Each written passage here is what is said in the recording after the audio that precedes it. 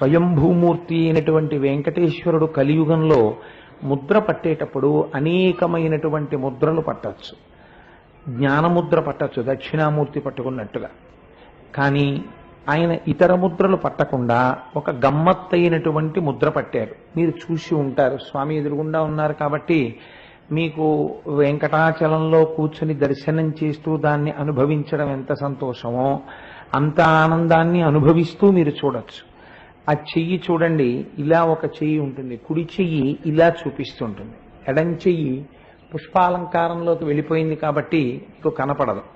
ఎడం చెయ్యి ఇలా నడుము మీద పెట్టుకుని ఉంటారు.